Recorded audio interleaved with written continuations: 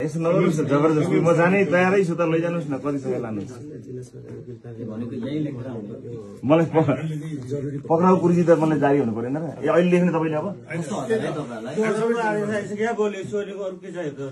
पक्राउ पुर्जी बनाउनुहोस् न